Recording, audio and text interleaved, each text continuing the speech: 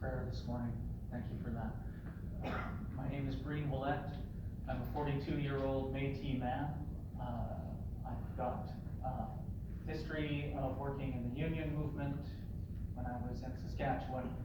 I also worked for the Métis Nation Saskatchewan as a department director, and most recently I was a lawyer with the National Inquiry into Missing and Murdered Indigenous Women and Girls. I want to take a moment to follow the example of the elder and talk a little bit about my genealogy, because being from Saskatchewan, not everybody here may know my background. My third great grandfather, Jose Ouellette, was a combatant at the Battle of the Tosh in 1885. And on the last day of the battle, he and some other Métis men were up on a rise. Gabriel Dumont was there as well. And the military, the Canadian military, was surrounding them on that hill. And Gabriel Dumont came to my old mushroom and he said, "Father, they're surrounding us, we need to retreat." And Jose said, "You men go on without me. I'm going to kill a few more Englishmen." Now, the family knows that that was a moment of bravado. Really, the reason that Jose stayed behind was he knew that he had 3 sons on that battlefield. His community was on that battlefield. Somebody had to lay down a suppressing fire so that the other men could get away. And so on the last day of the last hour of the Battle of the Tosh, Jose took a bayonet in the stomach at 93 years of age. I also want to talk about my third great grandmother, Marguerite Madeline Trottier. She was from Pembina, North Dakota. I'm going to be very brief on this.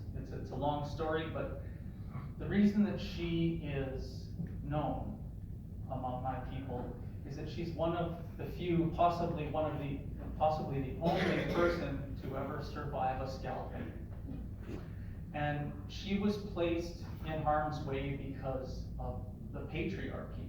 She was married to a Frenchman. She was Métis, but her father was French, and she was married to a Frenchman in the patriarchal way, and he put her in harm's way, and as a result, she was scalped. And she survived. She was 16, 17 years old, and she survived, and she went on to live to be in her mid-80s.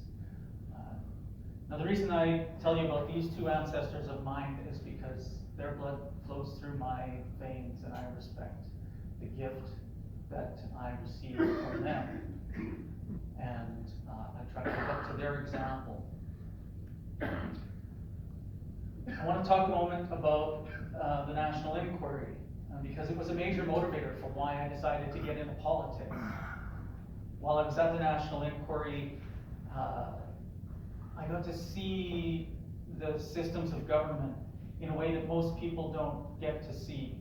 I got to see the dysfunction very close up, because the commission had the same powers as a court to subpoena documents. And so we got to see documents that normally don't see the light of day. And I myself, as a lawyer, I assisted in the conduct of examinations of testimony for over 60 family members and survivors of violence at the National Inquiry. And what I saw were systems that were built up that were intended to help Indigenous people, but they weren't helping the people in the middle. They were building up these systems and helping these systems to grow. And a lot of that systemic dysfunction comes from the fact that our levels of government are not working well together. So let's talk about child and family services for a minute and child apprehensions in this country. I think most people in this room know that Indigenous children are heavily overrepresented in foster care. The first 2 speakers were talking about the sins of the past, but we are currently living a genocide in Canada. Children are still being taken for their families, often on the flimsiest of pretense, and it continues to harm our Indigenous communities. Why is it happening? Well, one of the reasons that it's happening is that the provinces, by and large, are responsible for foster care apprehensions. But when Indigenous children are taken into foster care, where's the money coming from? It's coming from the federal government. It's 750 million roughly, I think, last year. And there's talk about increasing it. But it's a financial motivation for provinces to take children into foster care, because it's not coming out of their coffers, it's coming out of the federal coffers. So when there's talk about increasing that funding, that scares me, because if we're talking about pouring gasoline on a fire, we're just increasing the risk that children are going to be taken into foster care.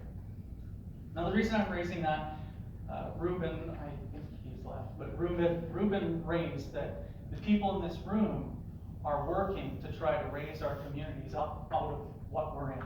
And for that, I applaud you and I thank you.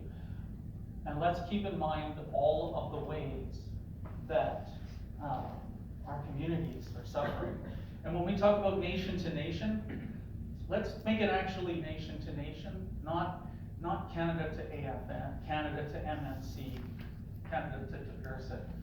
Let's make it about the actual 500 plus nations in this country and ensure that the duty to consult goes beyond just asking you what you want and then maybe coming through with it. I think that Section 35 was intended to give each nation the power to negotiate, which means the power to say no. And that's the type of message that I'm going to take to Ottawa. Thank you. Thank you.